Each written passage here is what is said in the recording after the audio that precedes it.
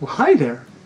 I'm here with a pair of stinkin' rad skinks because I don't think I've ever seen a skink that I didn't think was just amazing. I fall in love with, like, every skink I've ever seen. We've already talked about one of the best pet skinks you can get, being the blue-tongued skink. But perhaps a blue-tongued skink is not what you're looking for. Perhaps you're searching for something a bit smaller or a bit more spectacular. Well, these two skinks, the fire skink and the red-eyed crocodile skink, might be the perfect pet skink for you. But which one is the best pet lizard? Well, to figure that out, we're going to have to put them head-to-head. And that's going to come down to our three head-to-head categories, which are awesomeness, because you wouldn't want to own it if it wasn't stinking awesome, expensiveness, and difficulty. So let's start with awesomeness.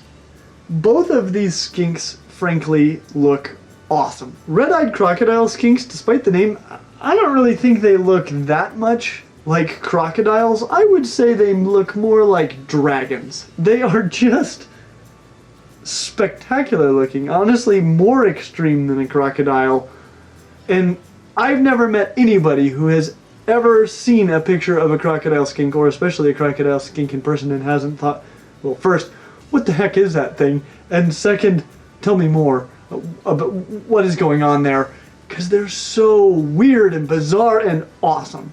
No doubt about it. Fire skinks, conversely, look a little bit more typical for a skink. Skinks have this kind of fusiform, like torpedo body shape and these little legs. I just love that shape, but the fire skink isn't nearly as unusual as the red-eyed crocodile skink. What is amazing about the look of a fire skink is the beauty, especially those bright reds and blacks and just amazing colors that they've got going on. They are gloriously beautiful. Crocodile skinks vocalize, which is totally rad. But they do have a very short lifespan, and they will actually spend most of that short lifespan hiding, so you will almost never see them. They're fairly handleable, as you can see here, but they don't like it. They actually can stress from excessive handling. And really, the reason that they're so easy to handle is because they have a tendency under stress to play dead. And so you'll notice he'll sit here almost motionless, but he's just waiting for his chance to run away. And when he gets that chance, he will run away very quickly. Fire skinks will also bury themselves and hide fairly often, but they do come out to bask and to feed, so you will see them every day if you keep an eye on them. Fire skinks are quick and they're slippery. They're kind of hard to grab onto, so that can make them relatively difficult to handle if they don't want to be handled, but I find that most of the time they're fairly mellow and easy to deal with. However, they can get away from you, and they can even bite. I've never had a problem. I've never been bit by a fire skink, but twice since I got her out today, she's bit me, so it does happen. Both of these skinks are really cool to look at. Both of them hide quite a bit of the time, and both of them can be handled, but only one of them will be visible on a regular basis, and for that reason, the fire skink wins this round of awesomeness. When it comes to expensiveness, honestly, both of these lizards are fairly reasonable to keep. Red-eyed crocodile skinks are what I'd consider to be moderately expensive to buy, but everything else you'll need for one is fairly affordable. They do need very high humidity, so tubs are actually probably the best choice for keeping them. And they're going to be hidden anyway, so you don't really need clear glass for observing them. You'll never observe them. UVB actually does seem to do them some good, even though they're crepuscular, meaning active dawn and dusk, so they probably don't need a lot of it, but it does seem to be beneficial for them.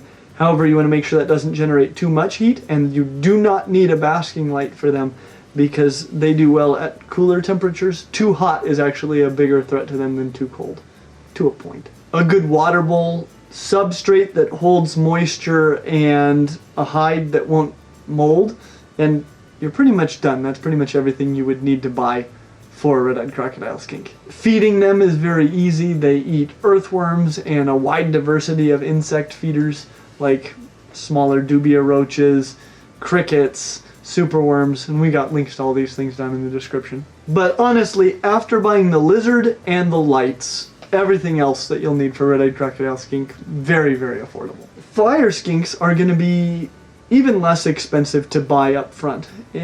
Imports are the cheapest. I would recommend going with a captive bred individual, which will be more expensive, but still very, very affordable, especially because breeders have to compete with imports, and so that keeps the prices down even on captive bred individuals. They're going to be much cheaper than red-eyed crocodile skinks. Their enclosure is also very simple and affordable. Any glass enclosure with a good lid or tub of appropriate size will be just great for your fire skinks. They will need both heat lamps and UVB lamps, so you are going to spend a little bit more on the lighting for a fire skink than you would for a crocodile skink. After that, they just need a water bowl, substrate that they can bury themselves in, and hides.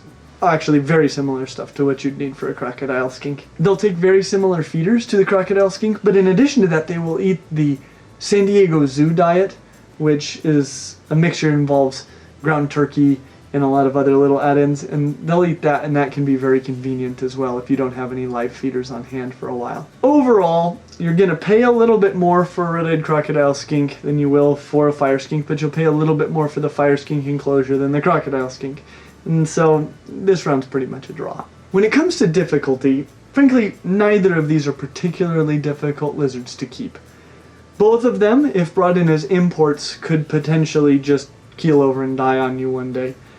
And so I would recommend getting captive bred individuals for both, and those are becoming available for both species, so that's definitely the way to go.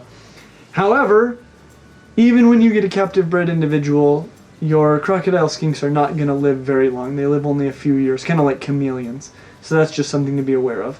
A fire skink lives considerably longer. Feeding both of them is fairly simple. They mostly just need live feeders dusted with calcium.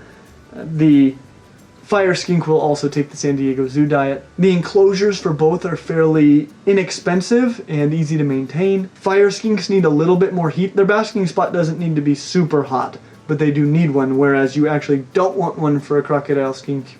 You actually need to make sure your temperatures don't get too high. Humidity will be more important for crocodile skinks than for fire skinks, though both of them like a decent amount of humidity. Not that either of these are very difficult to keep, but the fire skink is just a little bit easier, and for that reason it wins this round and this head-to-head.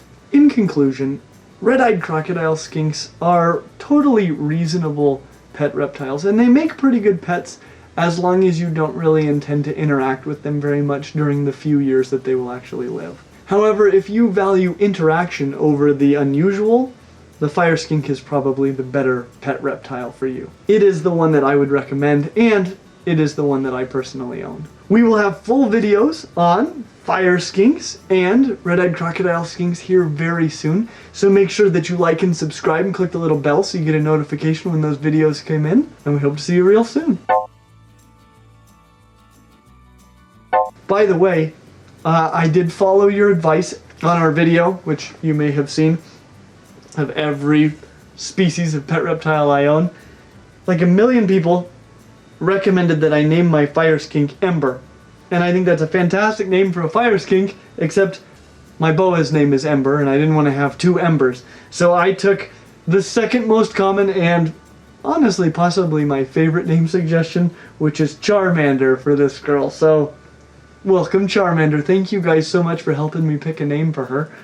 I love it, and I'm still going through the other names for all my other creatures that need names, because you guys have the best suggestions.